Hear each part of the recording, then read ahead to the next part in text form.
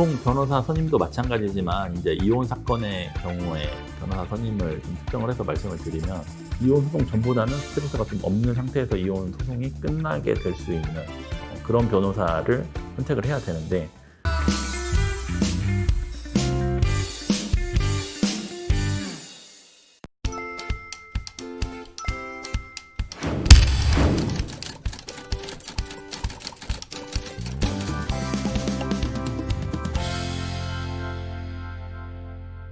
보통 변호사 선임도 마찬가지지만 이제 이혼 사건의 경우에 변호사 선임을 좀 특정을 해서 말씀을 드리면, 사실상은 그 배우자와의 그런 어떤 다툼 때문에 살짝 마음에 이제 상처가 있는 상태에서 이 혼인 관계를 이제 정리를 하는 소송이지 않습니까? 이혼 소송이라는 게. 그래서 뭐 보통의 경우 이혼을 상대방이 한 명은 하자, 한 명은 안 하자, 이런 경우보다는 이제 보통은 이혼을 서로 하자, 대신 너 때문에 지금 이혼을 하는 거다라는 그런 그 상대방이 더 유책이다라는 그런 싸움들을 보통 많이 합니다. 그리고 이제 자녀 부분에 대해서도 내가 양육권을 가져오겠다라는 그런 부분과,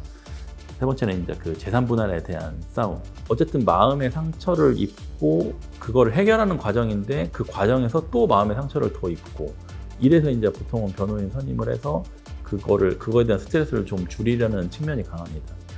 그래서 특히 이제 이혼 소송은 그 유의를 하셔야 되는 게,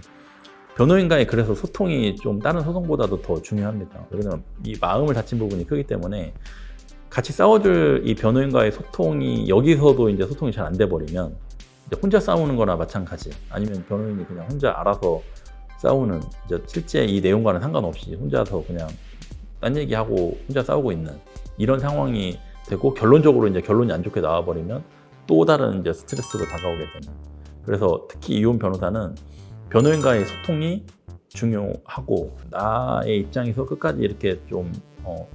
내가 받았던 마음의 상처를 보듬어 주면서 상대방과는 나와 한 몸이 돼서 이렇게 싸워줄 수 있는지, 이거에 대한 판단, 그리고 이 재산 분할이나 이 양육권은 좀 집요하게 다퉈야 됩니다.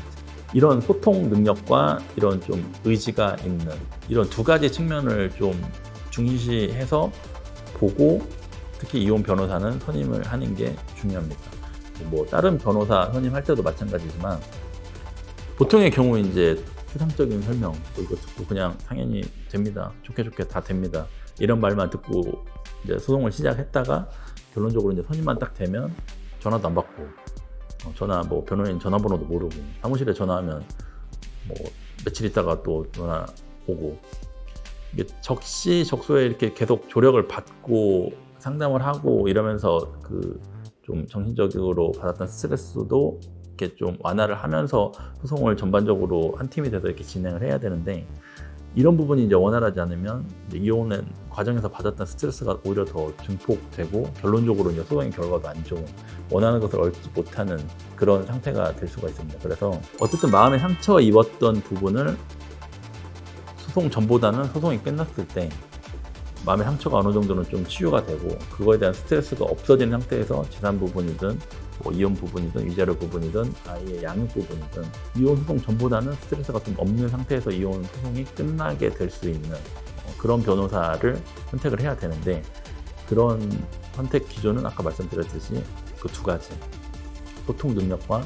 좀 자기 일처럼 싸워줄 수 있는 이런 의지가 있는지, 이 두 가지를 좀 중점적으로 보고 변호인을 선임하시면 될 것 같습니다.